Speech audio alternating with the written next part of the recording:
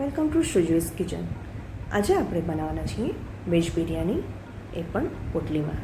તો ચાલો શરૂ કરશું. 1 કપ સોયા ચંક્સને 3 કપ પાણીમાં બોઇલ કરી લીધા છે. હવે એક બાઉલમાં બોઇલ કરેલા સોયા ચંક્સ, ગાજર, વટાણા અને ફણસી બીન્સ લેવાના છે. ફ્રાઈડ ઓનિયન લેવાનું છે. ગાર્લિકની પેસ્ટ 1 ચમચી, જિંજર ચીલી પેસ્ટ 1 ચમચી, લાલ મરચું પાવડર જેટલું તીખું ખાતા હો એટલું લેવાનું છે, ધાણા જીરું પાવડર,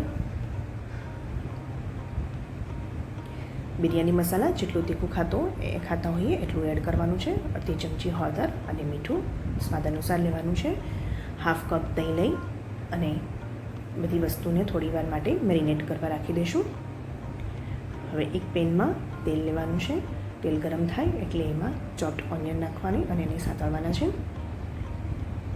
એ થોડા સતળાઈ જાય એટલે એમાં આપણે ગાર્લિકની પેસ્ટ એડ કરીશું.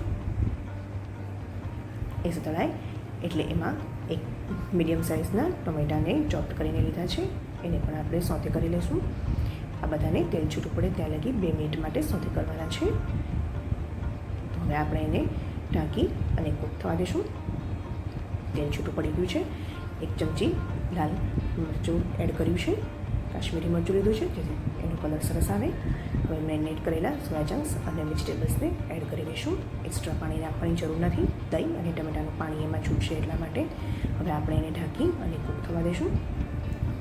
2 કપ રાઈસને 80% જેટલા કૂક કરી બધા સ્પાઇસીસ નાખી અને મેં કૂક કર્યા છે અને એને પહેલેથી જ મેં તૈયાર કરેલા છે. કૂક કરીને હવે કેસરને 10 મિનિટ દૂધમાં પલાળી અને એને આપણે રાઈસની અંદર સ્પ્રિંકલ કરવાના છે.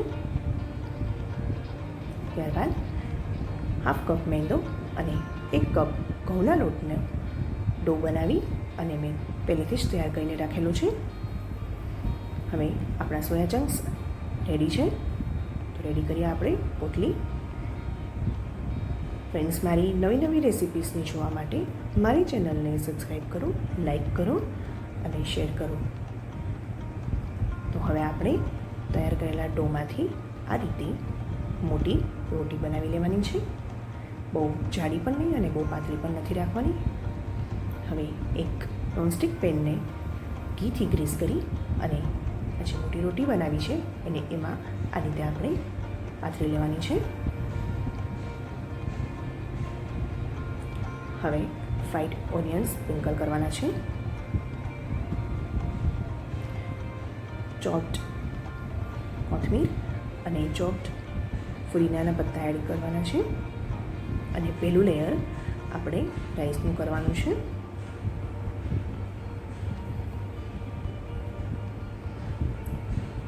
એના ઉપર સોયા ચંક્સ અને વેજીટેબલ્સનું લેયર કરવાનું છે.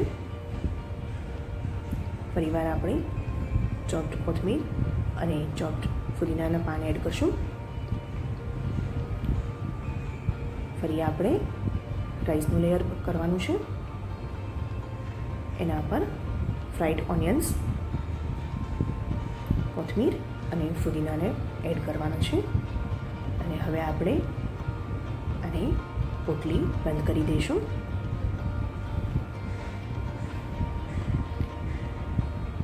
ત્યારબાદ પોટલીને આપણે ઘીથી ગ્રીસ કરી લેવાની છે અને લો ફ્લેમ પર એને નીચેથી કૂક થવા દેવાની છે.